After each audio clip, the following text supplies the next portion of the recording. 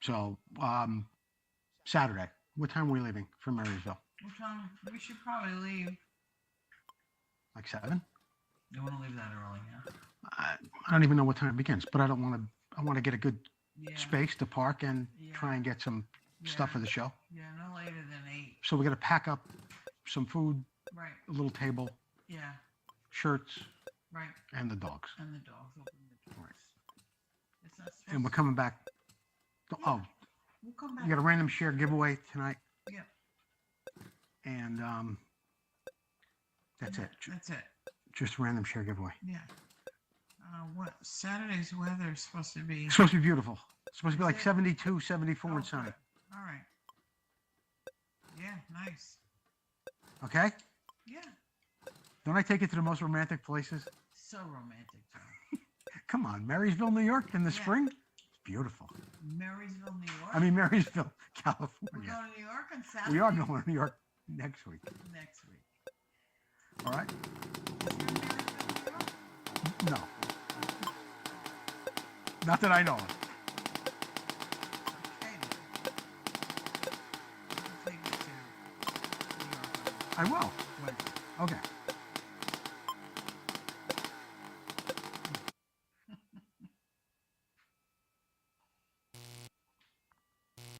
Okay. You're live.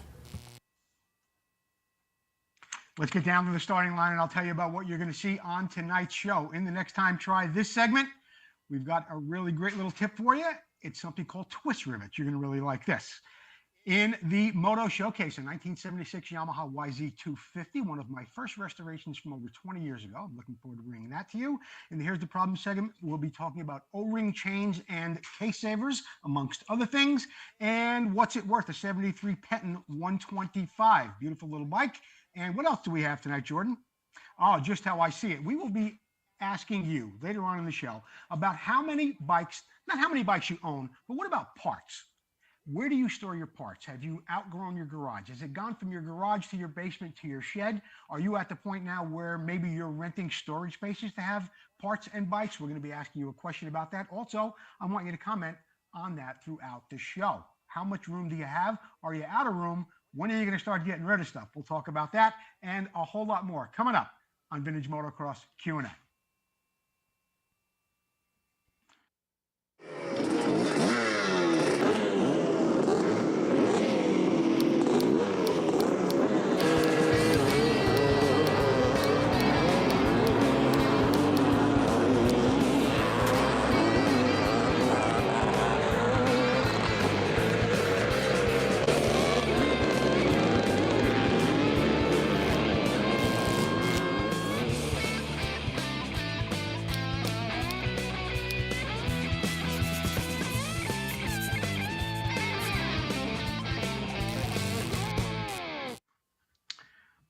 Good evening, everyone. I'm Joe Abadi. You're watching Vintage Motocross Q&A. Thank you, Jordan, Chelsea, and Susie, Lisa, Angela, Pamela, and Renee, all of you for helping me put the show together tonight. And thank you, the people at home who have joined us. Don't forget to keep sharing the show. Whether you're watching it on Facebook or YouTube, share the show, tell your friends about it, have them gather around, and help me with the show and enjoy the show. And don't forget, if you're going to comment and you are on YouTube, comment Motion Pro, okay? And later on, we'll have a random share giveaway winner, and you will get a beautiful sticker sheet like this, compliments of who, Susie? Vinco. Keep the ride going. Our YouTube channel is going really well, but we could always use some more of your help. Get over to YouTube, subscribe, tell your friends about that as well. You can see every show we've ever done in history on YouTube. If you subscribe, you'll get a little alert just like this, tells you when we're live. You can be able to see all the shows we've done, also all of the interviews that we've done from Vintage Motocross Radio. So please subscribe to our YouTube channel.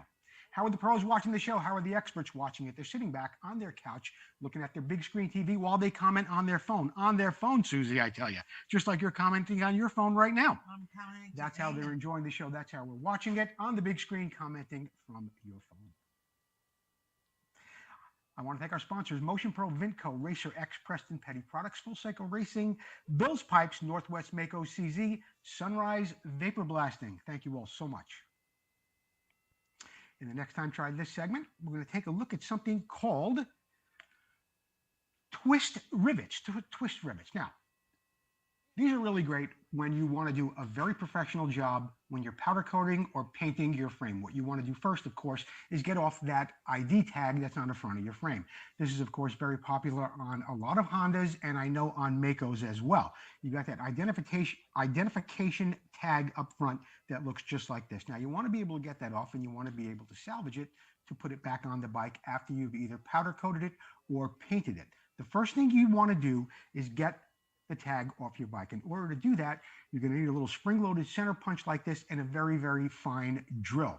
Okay, one just about the size of the head that's on the rivet in there right now. You're going to want to drill it out, mark it with the center punch first, and then you're going to want to drill it out and preserve that ID tag.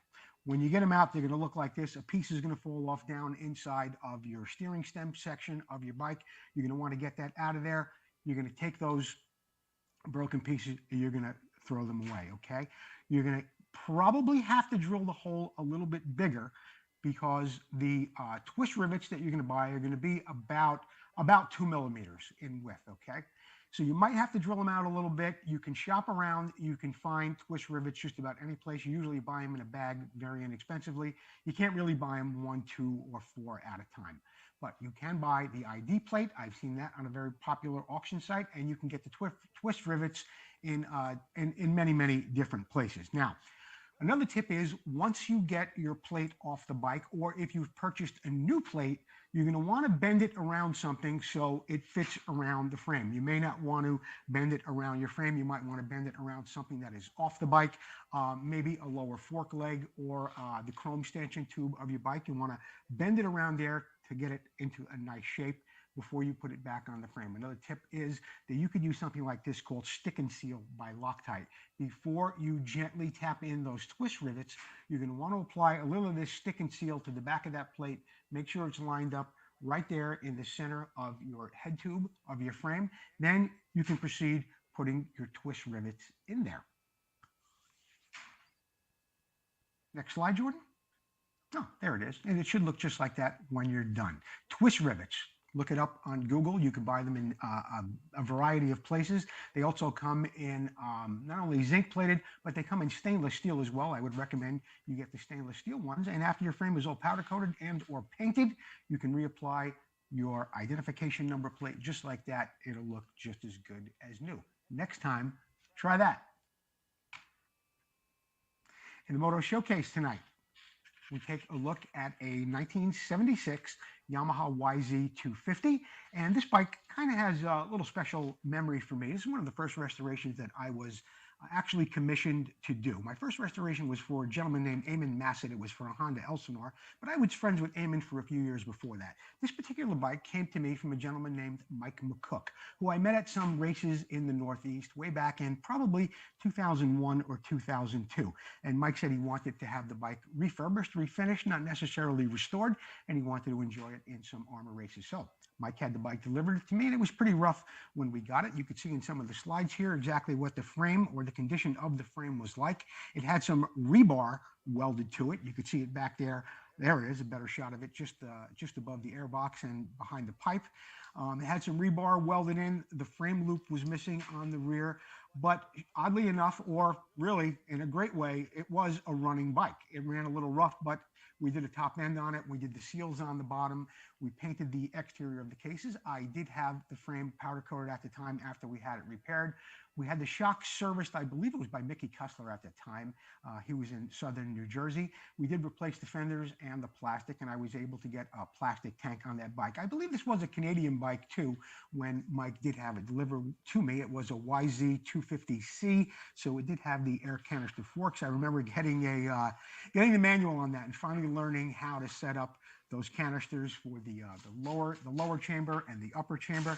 Anyway, the bike turned out very, very nicely. Mike did go on to race that bike, and he did win a ARMA Northeast Championship with that bike after it was finished. He still owns the bike to this day. I'm not so sure it looks exactly the same as it did, but there's a picture of Mike McCook with that bike in my backyard in Paramus, New Jersey, probably sometime around the spring of 2002, I think it would be. So That's the Moto Showcase bike for this week. I want to thank Mike McCook for reminding me that I did restore or rebuild that bike for him. Michael, if you're interested in getting a coffee mug, compliments of Preston Petty and Vintage Motocross Q&A, you let me know, and I'll send one out to you. And that goes for anybody else who wants to have their bike featured here on the show. Just send me an email, get a hold of me in an instant message or however, and get me some pictures of your bike, 8 to 10 pictures with a brief but informative description, and I'd be happy to get you a coffee mug and feature your bike here on the show as well. Preston Petty Products is still looking for dealers. You can get a hold of Paul Stannard when he returns from a beautiful trip that he is taking with his lovely wife, Patty, in Italy. Okay, they will be back on May the 2nd. You can still place orders in the meantime, but Paul will be back, and your order will probably ship sometime around May 2nd, 3rd, or 4th, somewhere in that area. So Paul's been away, having a nice time off, well-deserved, I might add. And don't forget, Preston Petty Products for all those great number plates, grips, jerseys, of course, fenders, and everything else that they make. Paul, thank you so much for supporting us here at Vintage Motocross Q&A, and I hope you're enjoying your trip in Italy. And here's the problem segment tonight. We take a look at some questions that have come in throughout the week, and we'll try and answer them as closely as possible. The first question comes in from Jeff Kokoski. Joe, what are your thoughts on O-ring chains on a vintage MX250 and on a 81 Yamaha YZ250? Jeff goes on to talk about this a little bit, and he has said that he really had never seen any horsepower tests on a dyno. He wanted to know if I had seen any. I had not, and he wanted to know if an O-ring chain would rob a bike of power. Now, I'm going to say this. If it was a little 100cc bike, maybe even a 125, a vintage 125, I would say, yeah, skip the O-ring chain, go with a regular chain. Even if you can, use a 428 instead of a 520 on some of your smaller bikes. But on something like a 79 or 80 or 81 YZ250, if you want to run an O-ring chain, I would see no problem with that. The bikes are probably putting out somewhere between 37 and 40 horsepower. I don't think you're going to have any problem with that bike turning a chain, turning an O-ring chain, that's for sure. And they do last a long time, and yeah, I mean, it's just better, especially if you guys are riding in sand and some of the conditions that you have there in the Northeast. An O-ring chain is the way to go on a bike. And if it's a vintage bike, 250 and bigger, you're not going to have any problem with that. If it's a 100cc, a 125cc vintage bike, then I'd say, nah, pass up the O-ring, go with a regular chain. Jeff also had a question about a case saver. Says he's trying to find a case saver for his 79 or 81 YZ250. He is concerned about the vulnerable side case on the bike, and but he can't find anybody to either sell or manufacture a case saver for his bike. Jeff, here's the way I feel about this, okay? I would be more concerned about keeping the chain at the proper tension and installing a chain tensioner much like this, a spring-loaded chain tensioner that either goes on the back and replaces the chain guide, or maybe attaches toward the front of the swing arm and keeps a little more tension on the chain. On the right side picture here, you see something from JGR. I think that's Joe Gibbs Racing. Now, if you look closely at this, this thing is just riding above the chain. If this chain were really to derail from this bike and it was really to get jammed up in there, I'm willing to bet that this chain case saver is really going to probably create more damage than it's really going to save you from. It's bolted by 2 bolts right into the side of the case. I am willing to bet that if that chain whips around there and gets locked up inside that case saver, it's going to break those 2 bolts off right in there. And you are definitely going to break the case at that point. I would opt for a good spring-loaded chain tensioner like that on a vintage bike, and I would not go with a case saver hookup like that. The only case saver I've seen that really looks like it would work and help is one for a CZ, which is more like a piece of angled aluminum. It bolts right to the case, and yeah, it will help. It will help in the event of a chain derailment, not break the ignition cover on a CZ. But on something like this, or a bike where it has the clutch actuator, or where maybe the ignition housing from that side case sticks out a little bit, guaranteed it's going to break it before it helps it. That's just the way I feel about that. Thanks for the question, Jeff. Who's up next? Richard told Joe, any idea where I might be able to find new O-rings for a 1982 YZ125 steering stem? Richard, of course, is speaking of the steering stem of the bike that is water-cooled. They came out water-cooled in 81 and 82. Both bikes do have the radiator on the front of the fork. And Richard, a little trip over to eBay and I found those O-rings for just like $8. Sometimes we do miss that. I've done that myself where I just think I have to ask somebody else because I can't think I can find it. And meanwhile, it's in the obvious place, some popular auction site, or sometimes just go on Facebook, one of those groups, and you'll find what you're looking for. But there they were, and they were inexpensive too. They were like $8. Thanks for the question, Richard. I hope that helped. Ray Lewis, thank you for your tip on the Motion Pro blind bearing puller. It works great on swing arm bushings too. Yeah, it really, really does, Ray. And thanks for sending in these pictures. Ray had a swing arm where the bushings went into the end. They did ride on hard plastic or hard rubber, but in the middle of that swing arm was also a bushing that went across.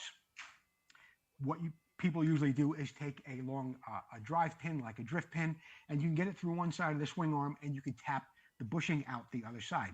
But when you have that bushing and it's real close inside there, there's no way to get it out. And the only thing you can do is get like a blind puller in there. And yeah, Motion Pro makes a great tool like that. And you can get it in, and it's good for pulling out bushings as well as blind bearings. Thanks for sharing that with us, Ray. We appreciate that very, very much. This is Scott Burnworth, and you're watching. This is Scott Burnworth, and you're watching Vintage MX. This is Scott Burnworth. Hi, I'm Debbie Burnworth. You're watching Vintage Motocross Q&A. Don't forget SoCal Vintage MX Classic Spring coming up. We'll be right back.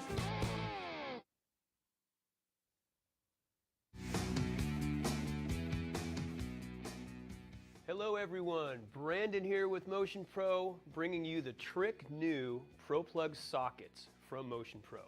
The Pro Plug sockets are a very clever design. They're heavy tool steel construction for durability. They feature a slim skeleton design for hard to reach heads and cylinders, and they feature a really innovative retention system. This retention system is mechanical and it's not a rubber grommet, so you're never going to battle between the spark plug and the socket. So the socket is always going to be easy and firm to attach to the spark plug, but also it's going to be easy to remove. So you're not going to have to go fishing in those deep well heads to get that socket out. Now the socket features a couple of different drive components. You can use a 17 mil open end wrench, a 3/8 drive socket, as well as a through axle, right? So you've got a couple of different ways you can use this product. Now we have these available in 3 different sizes, and those 3 different sizes are 16, 18, and 21, available to fit most model motorcycles, V-twin as well as metric. Retail starts at $21.99 up to $22.99, available from your favorite retailer nationwide.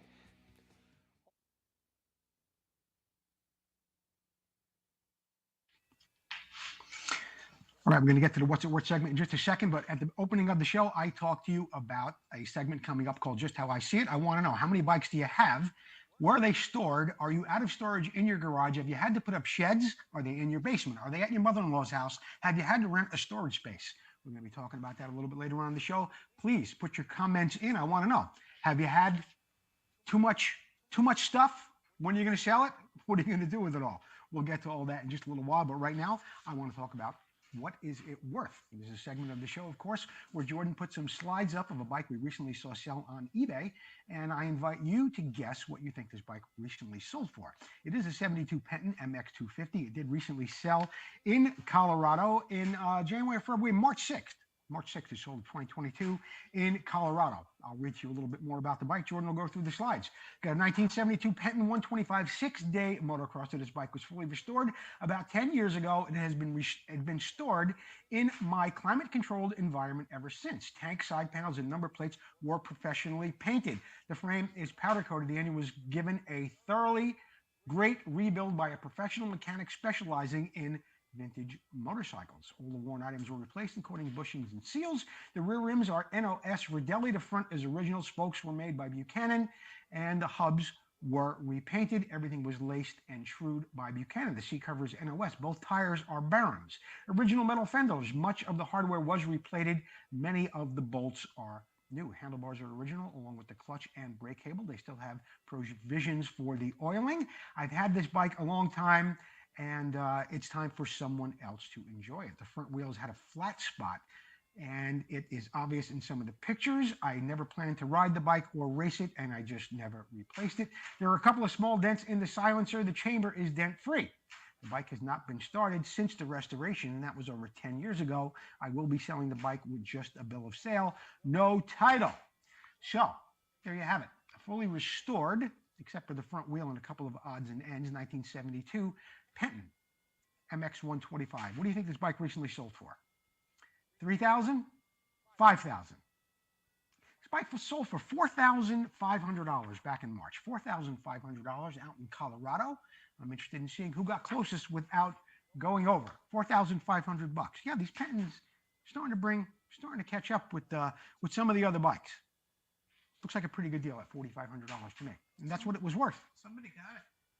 Somebody got it? Yeah. Somebody guessed how much exactly it went for? $4,500. Who was it? It was Chris Goine, G-O-I-O-N-E. Yeah. 4,500. 4,500. Yeah. Chris Goine, huh? Yeah. Good guess. All right, 4,500. There you have it. What do we got next, Jordan? Full Circle Racing still has a special for powder coating your hubs. They'll powder coat them for just $50 a piece in satin or flat black. $10 more if you want the hub done. I mean, $10 more if you want the brake plate done in the little custom color too. One-time charge for just $20. So get a hold of Tom McAllister at Full Circle Racing, whether it's for on-road, off-road, vintage motocross, adventure bikes, whatever it may be.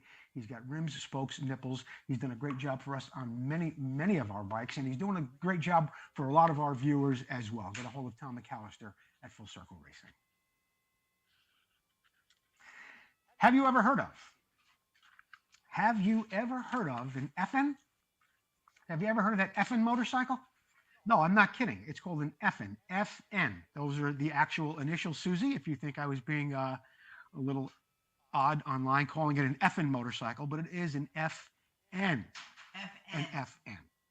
I'm going to tell you a little bit about this bike, and it is very, very interesting. In 1899, FN made a shaft and chain-driven bicycle. In 1900, they experimented with a clip-on engine onto that bicycle. In 1901, the first 133cc single-cylinder motorcycle was built, followed in 1903 by a shaft-driven 188cc single-cylinder motorcycle. In 1904, they had a 300cc cylinder bike. In 1907, they had a single-cylinder 240cc FN motorcycle, and it was the first bike with a multi-ratio belt drive using a patented variable engine pulley system. Very, very interesting from the FN company. In 1909, they had two-speed singles, they had camshafts, and instead of the earlier opening automatic valves, they had something completely different, and they had even a hand lever clutch at that point. Now, here's where it gets really, really interesting, because you are watching Vintage Motocross Q&A, and FN got into the motocross game into the 50s. They got into European motocross. They built a 500cc bike between 1952 and 1957. In 53, there were now 8 rounds to the GPs, and it was not World Championship status yet, but there were Grand Prix in Europe. There were 8 rounds in the Netherlands, and Switzerland soon joined them on the circuit. Augusta Mingles from Belgium on a mattress became the 1953 European champion, 500cc in 1953. Now, his fellow countryman, Rene Batin, took a second, and Victor Leloup from Belgium, also on an FN, took third in 1957. Now, motocross got world championship status in 1958, and in 57. And the series got world championship status in 57, but it was in 1958 where the FN really began to shine.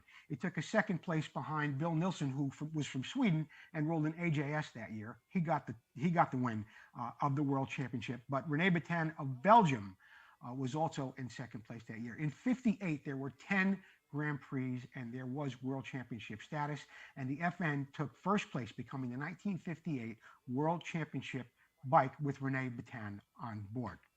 They built some bikes sometime after that, but in the 1960s, after a downturn, 62 to 66, they stopped building motorcycles. They went back to building mopeds, and production ceased around 1966, 1967, with the last FN leaving the factory. And now you know about the FN. Very interesting motorcycle. It has a very, very long history, too. as you heard me read, from the early 1900s up until the 1960s. If you get a chance, go and Google FN motorcycles and you'll be able to read a whole lot more about it. I just wanted to point out some of the interesting facts of when it began in the early 1900s, and of course, going on to win World Motocross GPs and even World Motocross Championship status. Very interesting, the FN. Did you know?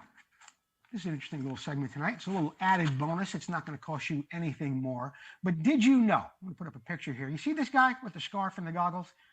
I want you to guess who this is. Anyway, did you know he first competed in 1963 in 50cc Trials National Championships? In 1964, it was his breakout year. In 1964, he won the Junior Motocross Championship, 50cc in 1964. Later that year, he won a gold medal in international 6-day trials. No, he was not from America. He began to work for the CZ Motorcycle Factory in their warranty department. And in 1966, he won a 500cc motocross national championship on a CZ. Now, there were a lot of CZ riders back at that time, so you may have guessed it by now, but I'm going to tell you this. In 1968, he won his first overall GP victory with a win at the Italian Grand Prix. Did you know who that guy was? Jordan? Roger DeCoster. Yep, competed in the trials in 1963. He worked at the CZ factory in their warranty department. He was a 50cc junior motocross champion, and the man, Roger DeCoster, at I think almost 76 or 77 years old, still bringing his game with KTM. Roger DeCoster. Seems like he has been around, well, he has been around forever.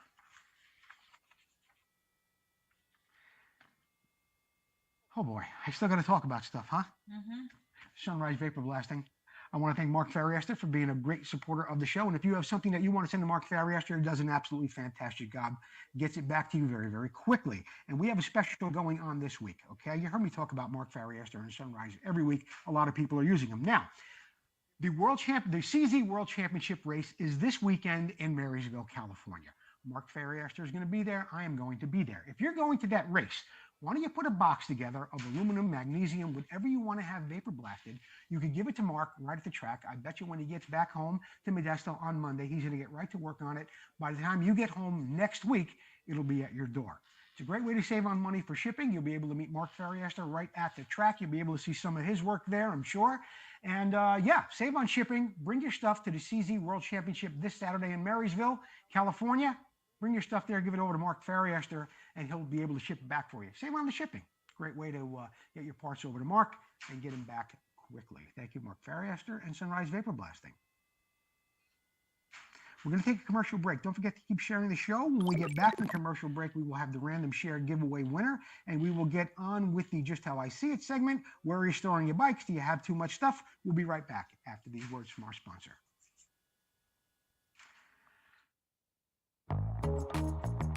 Classic and vintage dirt bikes are more than a hobby. It's not just about the ride.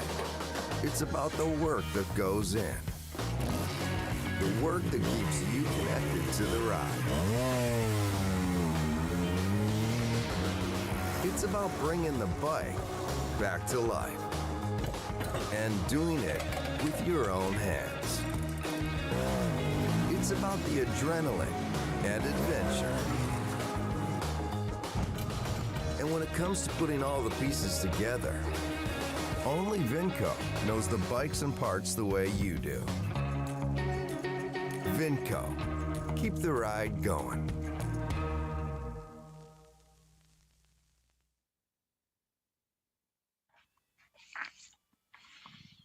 All right, welcome back. As promised, we have a random share giveaway winner, and that person is James Steffens. S-T-E-F-F-E-N-S. James Steffens. I don't know if you can see that on the screen. You are our random share giveaway winner. Get us your mailing address, and we will send you this beautiful sticker sheet, compliments of Vinco.com.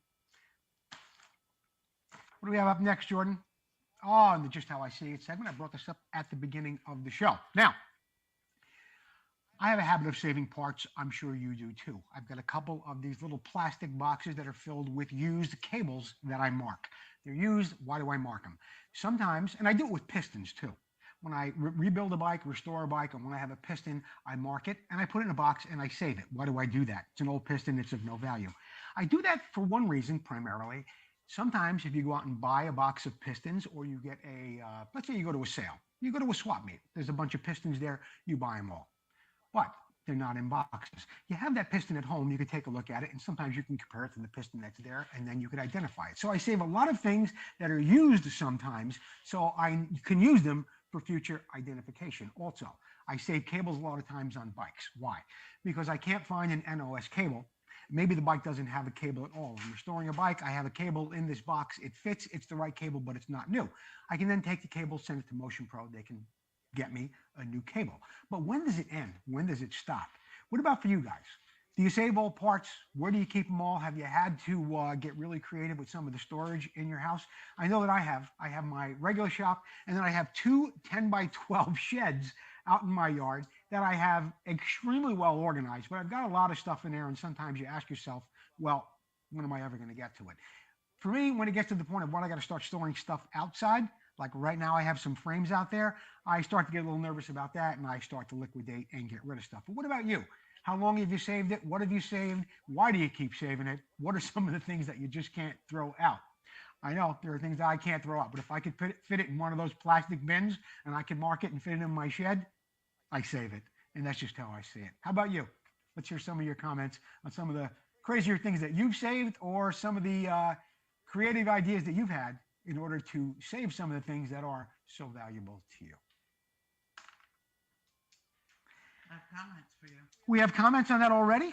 All right, let's hear some of them. We can talk about that. Okay. Kokoski. Jeff Kokoski, of course. What does he have to say? He stores his vintage bikes and parts At his mother-in-law's house? at his buddy's garage. Oh, Ron's? He shared at Ron's garage? Yep. Yeah. So he's overstocked and he's got it at Ron's place. Yep. All right. Anybody else? Where are they storing stuff? Robert Fazcon says he doesn't have enough. He doesn't have. Says he has too many. Well, who's to say? You know, Robert, I mean, if your wife is watching, I don't know if this is a good idea, but you could ask her, well, how many pairs of shoes do you own? I mean, how many pairs of shoes can you wear at one time? This may or may not go over so well, depending on Mrs. Flaskog's sense of humor. By the way, I have a gas tank here that belongs to you, and we're going to get right on that. Who else we got a comment from, Susie? Ryan Webley says he's got a storage building, a garage, and a rental. A storage unit, a garage, and a rental? And he's got a problem. Yeah, I would say you do have a problem. You know, I was speaking to an old friend of mine, great guy, Gordon McCaffer, and he was just absolutely raving that he was able to empty a 10x12 storage unit that he had full of Elsinore parts, and I know he's a Suzuki TM guy too, and I think he had two of them, and he had a great rental property, but he wouldn't rent the garage with that rental property because he had all of his stuff in there. But when it gets to a point, I think, of where a guy has to go rent a 10x12 or a 12x20 storage unit and then pay $100, $150, $200 a month, depending on where you are, I think you need to reevaluate what you got in there. Well, and, Brian Webley says that he can't pass up a good deal. Yeah, I mean, Brian, we all have that same problem. You know, I know I'm going to go up to Marysville on Saturday. There's probably going to be some things for sale there. I'm going to have some stuff for sale. But yeah, but then again, if it fits within a plastic bin and it goes in my shed and I can mark it, that means I still have room. But it can get out of hand. I appreciate the comments from everyone. Anybody else? Well, Mr. Liberty has 3 two-car garages. Philip Liberty has 3 two-car garages. And Mr. Nasalrod, guess where he stores his? Let me tell you something about Bill Nasalrod. I've been to Bill Nasalrod's house, okay? Got a beautiful home. He's got an incredibly gorgeous finished basement. Aside from the finished basement, he's got a beautiful room. It must be, I would say it's 500, maybe 700 square feet. He has got the most organized bunch of Elsinore parts I've ever seen in my life. And he has a big barn outside too. That's right. Bill Nasalrod's also got a barn. Well, he says he stores his good stuff at the Broom Factory, of course. Well, yeah, he's got his bikes at the Broom Factory. He's got some of the stuff down in the basement, the NOS parts, and then he's got a beautiful barn outside on his property too. But he's got a beautiful, really nice, organized place where he just keeps the NOS parts and the bikes. I think he's putting back together. But yeah, he's got them at the Broom Factory too. Is that it? Sal Scarpa. Sal Scarpa. What, Sal? He's What, got a 10,000 square foot building full of stuff. you know, That's too much. it's seldom that I'm speechless, Sal, but 10,000 square feet. All right, I got to get back to the regular show. Sal Scarpa, 10,000 square feet. You win, Sal. What do we got up next, Jordan? This Week in Motocross History is brought to you by Racer X Magazine. Don't forget to visit them online, or you could always pick up a wonderful subscription or a copy on your newsstand now. Thank you, Racer X. MX History, 1972. Sonny and Barry. This was April 16th, 1972. This marked the birth of what we now know as the Lucas Oil AMA Pro Motocross Championship. The very first standalone AMA National Motocross Championship began in the infield of Road Atlanta Speedway in Georgia, which we just saw the Supercross from Georgia last week, with two classes, 250cc and 500cc. The winner of the 250cc class was Salvatore Sonny DeFeo, a CZ rider from New York, with Swedish import Gunnar Lindström second, and Tennessee's Ted Preston was third. In the 500cc class, you had Barry Higgins aboard a CZ, with Husqvarna rider Gary Semick second, and the late Wyman Pretty of Texas, also on a CZ, took a third place. Yeah, so April 16th. Yeah, that was the first outdoor pro motocross, Sonny DeFeo.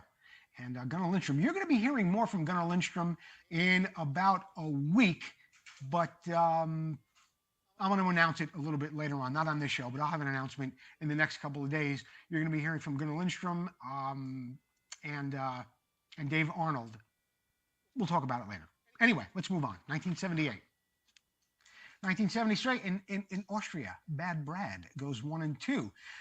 American hopeful Bad Brad Lackey won the Austrian 500cc FIM Motocross World Championship Grand Prix with a 1-2 moto finish. The Honda rider won the first moto and was leading the second before tangling with a lapped rider, handing the win over to five-time 500cc world champion Roger DeCoster. But the man had DNF'd in the first moto, and German Mako rider Herbert Schmitz claimed the second overall series. Points leader Heikki Mikkola was third on the Yamaha, but Brad got the overall that day in Schitteldorf, Austria. 1984.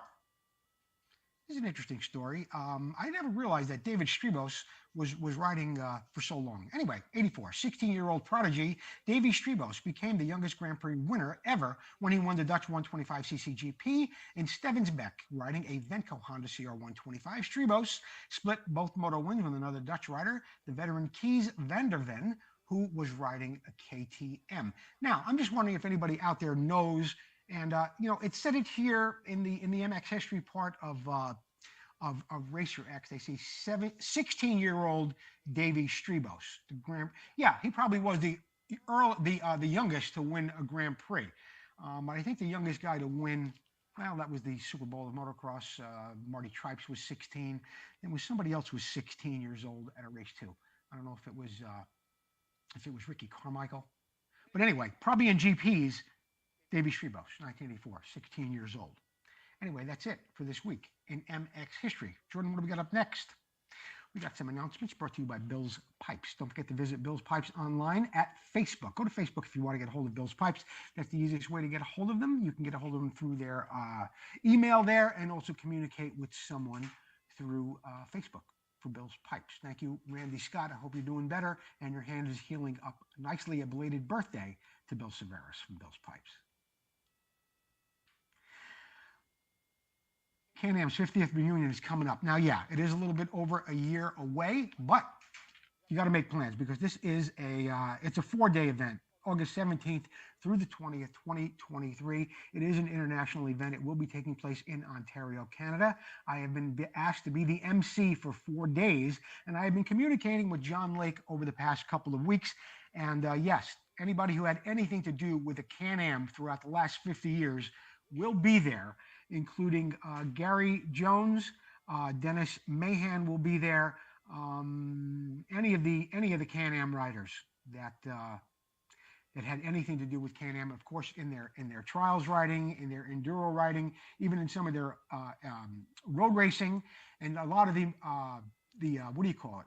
the designers will be there as well. It's an international event. It's for 4 days. Make plans now for August 2023, the 50th anniversary for Can-Am. The Barona Oaks Reunion. Scott and Debbie Burnworth are putting on a great little event on April 30th. That's at Barona Oaks. There'll be bench racing. There'll be food. Good time will be had by all, I'm sure. And the following day, May 1st, you've got the SoCal Vintage Spring Classic. Of course, that is being put on by Debbie and Scott Burnworth as well. They always put on a great event. The day before, with the bench racers thing happening there, you want to get down there. There's going to be a food truck and a lot of fun going on.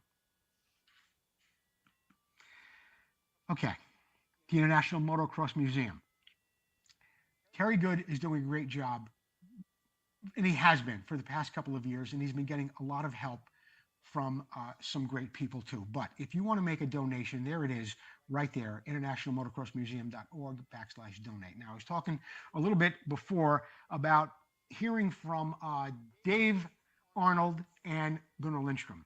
On Sunday, I am going to be sitting down with those gentlemen and a couple of other people.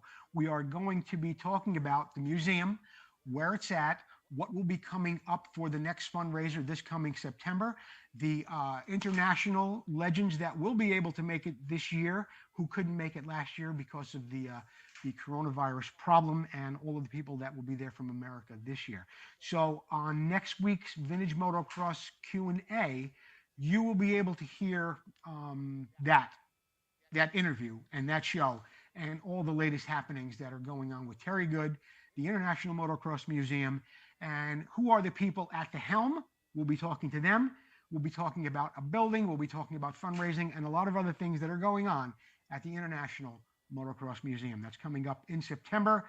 I will be back there. I would recommend you get there as well. It's a wonderful opportunity in an amazing venue, and you get up close and personal with Terry Good, a lot of the legends of motocross. Bob Hannah's coming back, Roger DeCoster, and you get to see these bikes really close. Video, pictures, wonderful time. I'd strongly recommend you get there. The CZ World Championship is happening this weekend in Marysville.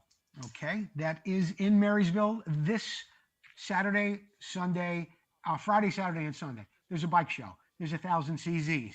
There's going to be a class for everybody. You don't just have to have a CZ. There's going to be vintage racing. There's going to be a little bit more of modern stuff going on. I strongly advise you get up there. It's a wonderful time.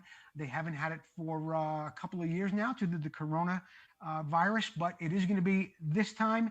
It's going to be a wonderful, wonderful event. I'm looking forward to being there. I know a lot of people that are going to go. And as I mentioned a little bit before, if you got some stuff that you want to have vapor blasted, bring it up there to Marysville this weekend. Get it over to Mark Farriaster, see me, and you get it back really quickly. 2 days of racing, Saturday and Sunday. There's a bike show and a whole lot going on in Marysville this weekend. Pacific Northwest Vintage Motocross. We did have that one cancellation on April 23rd. Is that the one that was canceled, Jordan? No. April 23rd, Boise. Oh, no, that's the Boise Interim. I'm sorry. That is happening this weekend in Boise, April 23rd and 24th. They got some other races coming up, too. In May, June, get over to Pacific Northwest Vintage Motocross, and you find out what's happening on their events calendar.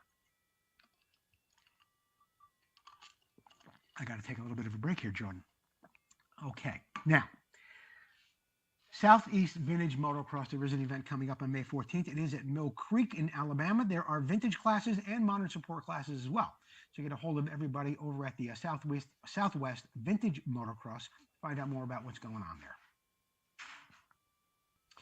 Motocross Revival. This is May 15th at Glen Helen. This is a really big event.